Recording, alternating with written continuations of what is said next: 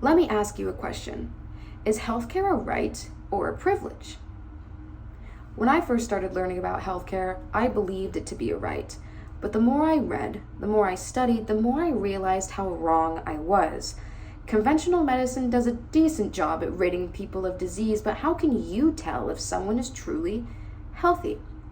Think about health mentally, spiritually, physically.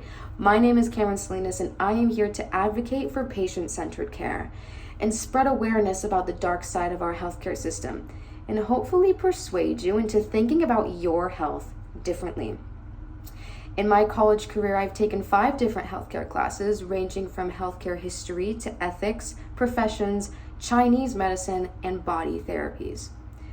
Well, let's revisit my first point. What defines health? What is healthy?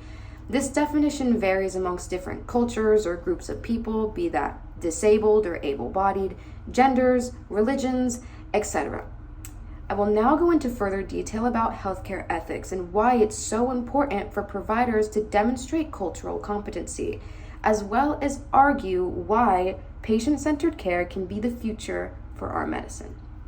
Now, we understand healthcare is costly, scary, and maybe even foreign to some people. So how can we implement a new way of thinking about medicine that's affordable, realistic, and personal to the individual? Let's start with the basics, and let's address the real-life consequences of receiving bad quality care. In Chapter 1 of Cultural Diversity in Health and Illness by Rachel E. Spector, she states that cultural competency is a philosophy that appreciates and values holistic perspectives rather than, or in addition to, dualistic, modern, and technological viewpoints. So how is this an issue? Let's consider this example. A non-English speaking individual seeks a provider for care, but they cannot communicate. They do not understand each other, and they're both left feeling confused and frustrated.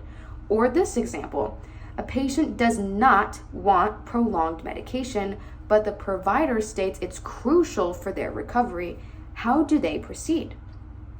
This is a common issue people face in the healthcare world every single day, and a lack of cultural competency is maybe more common than you think.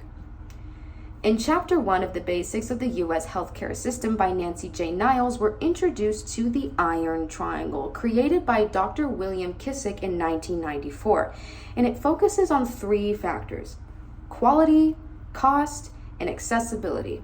How true does this feel? Let's consider this example. A middle-aged female experiencing chronic bleeding and pain visits multiple doctors, tries multiple medications, but she's not better. She ends up spending hundreds of dollars on appointments, pharmaceuticals, and screenings just to be told she needs to get on birth control. Therefore, she must make more appointments, get more screenings, and spend more money with no promise of reward. Well, let's revisit. Her quality of care is poor, her condition is misunderstood, the cost outweighs the benefits, and now she's in so much pain she can't drive herself to these appointments. Patient-centered care, described by the National Institute of Medicine, is the empowerment of patients to become active participants in their care, requiring physicians and technologists to develop good communication skills and advocate to provide care that's not just effective, but safe. Let's wrap this up by discussing some different healthcare options. In Chapter 2 of the Fundamentals of Complementary, Alternative, and Integrative Medicine by Mark S. McCausey, we become familiar with traditional cultural medical systems. The World Health Organization defines this as viewing humans in totality with a wide ecological spectrum, and emphasizing that ill health and disease is brought by imbalance or disequilibrium of that human in that spectrum, not just the causative agent or the pathogenic mechanism. Whether or not you believe this to be true, we must acknowledge this is a crucial foundational piece of multiple different healthcare approaches, such as Ayurveda, a traditional medicine of India, traditional Chinese medicine like acupuncture, homeopathy, and naturopathy. Now I've given you real-world situations, definitions, and alternative models to healing. So what do we do with this information? How do we integrate this way of thinking into our current system? I'm doing it right now. Knowledge, education, curiosity drives change. Take a step back and ask yourself, what does health mean to me? Now, I can understand there can be some disbelief. I'm not saying we need to rid our current healthcare system and be gone with modern medicine. I'm just advocating for lesser known healthcare options that are more accessible, less expensive, and relationship centered. In the words of Dr. Andrew Weil, a founder and director of the Arizona Center of Integrative Medicine, he states that mind-body medicine is essential to good medicine, and one day we will be able to drop the word integrative and it will just be good medicine. Medicine in the United States is very complex. We spend the most on healthcare but have the lowest turnover rate. We've discussed cultural competency in a real-world situation, as well as discussing what patient-centered care can look like.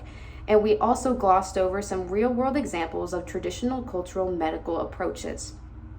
I ask you to seek more options, ask your providers questions, and leave when something doesn't feel right. I hope you can take a closer look at the care you are provided and ask yourself, is this the best option for me? Thank you.